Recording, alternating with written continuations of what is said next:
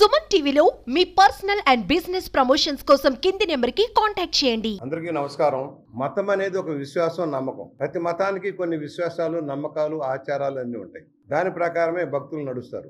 చర్చికి వెళ్తే చర్చి ఆచారాల ప్రకారమే మనం నడుస్తాం. ప్రేయర్ మధ్యలో జోక్యం చేసుకోవడం కానీ లేక విరుద్ధంగా సౌండ్స్ చేయటం కానీ చేయం. అలాగే మసీదుకి వెళ్ళినప్పుడు నమాజ్ పఠిస్తున్నప్పుడు ఎక్కడ వాళ్ళం అక్కడ ఆగిపోతాం. మైకులు కూడా ఆపేస్తాం. అది గౌరవించడం, ఒక మతాన్ని ఒక మతం గౌరవించడం. అలాగే హిందూ ధర్మంలో ధర్మశాస్త్రాల ప్రకారం దేవాలయాలు నడుస్తాయి. దాని ప్రకారమే ఆగమ శాస్త్రాల ప్రకారం విగ్రహ ప్రతిష్టలు చేసిన, క్రతువులు చేసిన ఒక పద్ధతిగా నడుస్తాయి. వేల సంవత్సరాల ఆచారాలు అవి.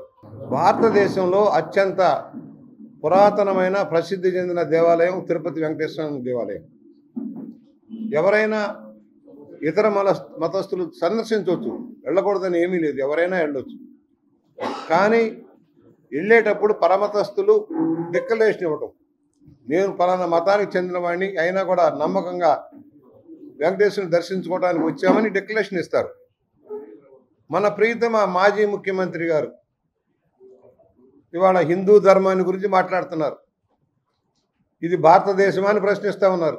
గుడికి వెళ్ళాలంటే డిక్లరేషన్ ఇవ్వాలని ప్రశ్నిస్తూ ఉన్నారు.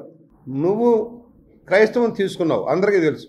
హిందూ ధర్మం ప్రకారం తిరుపతిలో బ్రహ్మోత్సవాలు జరిగితే నీ భార్యను తీసుకెళ్ళావా? భార్యాభర్త వెళ్ళటం రివాజు, తరతరాలుగా వస్తున్న ఆచారం అది.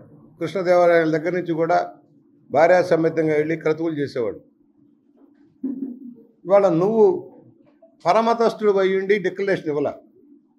అదేమంటే నేను ముఖ్యమంత్రి, నా ఇష్టారాజ్యం అన్నావు. గుడిని అపవిత్రం చేశావు. హిందూ ధర్మాలను మంట గడుపుతూ అవినీతికి కేంద్ర బిందువుగా మార్చి నీ అవినీతి కేసుల నుంచి బయటపడటం కోసం ఎవరెవరినో తెచ్చి ప్రభావితం చేయని వాళ్ళంతా బోర్డులో టీటీడీ మెంబర్లుగా వేసుకున్నావు. ఢిల్లీ, బాంబే లాంటి కేంద్ర బిందువుగా ఉన్న సంస్థలను ప్రభావితం చేయడం కోసం బోర్డును వాడుకున్నావు. నీ బాబాయ్ హత్య కేసు గురించి బయటపడాలని, నీ ఈడీ కేసు నుంచి బయటపడటం కోసం తిరుపతిని ఒక వేదికగా వాడుకున్నావు. న్యాయమూర్తులను ప్రభావితం చేయడం కోసం ప్రయత్నం చేశావు. వివిధ సంస్థలను ప్రభావితం చేయడం కోసం దైవ దర్శనాన్ని ఒక కేంద్రంగా వాడుకున్నావు. నీకు నమ్మకం లేదు, ఇవాళ చెప్పావు నువ్వు వెంకటేశ్వర మీద నమ్మకం లేదు. ఇవాళ ఎందుకు ప్రయత్నం చేశావు? ఒక లడ్డు విషయమే కాదు, అనేక తప్పులు జరిగినాయి. వెంకటేశ్వర ఆస్తులు కబ్జా చేశారు, మఠవాస్తులు కబ్జా చేశారు, నిధులను కైంకర్యం చేశారు, అక్కడ ప్రమాణాలన్నీ మంట కలిపేశారు, హిందూ ధర్మాన్ని నాశనం చేశారు. ప్రతి నిధులు హిందూ ధర్మాన్ని కాపాడడం వచ్చిన ప్రతి నిధిని కబ్జా చేశారు. ఈ రోజున మళ్ళీ తిరుపతి వెళ్తానని బయలుదేరావు. వాళ్ళు అడిగింది ఒకటే, నువ్వు వెళ్ళు దర్శనం చేసుకో, కానీ డిక్లరేషన్ నువ్వు చెప్పావు నేను ఇంట్లో కూర్చొని బైబిల్ చదువుకోవద్దని ఎవరన్నారు? బయటే చదువు. 4 గోళ్ల మధ్య చదువుతానంటావేంటి? భగవద్గీత ఎక్కడైనా చదవచ్చు, ఖురాన్ ఎక్కడైనా చదవచ్చు. నువ్వు 4 గోళ్ల మధ్య ఎందుకు చదువుతున్నావు?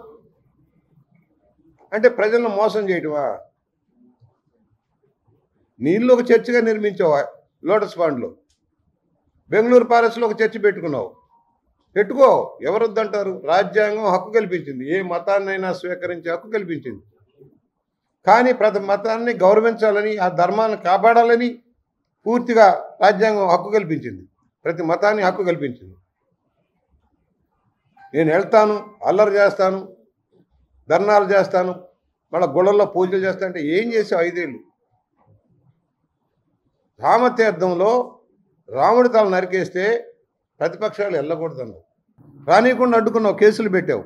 ఎవరైతే రైతులు, భూములు కోల్పోయిన రైతులు, రాజధాని రైతులు, అమ్మవారి దర్శనానికి అడ్డుకున్నావు, లాఠీ ఛార్జీలు చేయించావు. నీ జాగిద్దారా, నీ ఎస్టేటా రాజ్యం అంటే?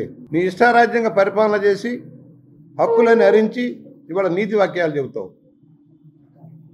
మేము ఒకటే ప్రశ్నిస్తున్నాం, ప్రతి మతాన్ని గౌరవిస్తాం, వారి ఆచారాలను గౌరవిస్తాం. నేను హిందువునైనా చర్చికి వెళ్తాం, మసీదుకి వెళ్తాం, వాళ్ళ ఆచార ప్రకారమే వ్యవహరిస్తాం. వారు ఏ సమయంలో రావాలంటారో ఆ సమయంలో వెళ్తాం. ఏ విధంగా ప్రవర్తించాలో ఆ విధంగా ప్రవర్తిస్తాం. నీకు ఆ ప్రవర్తన నియమం లేదు.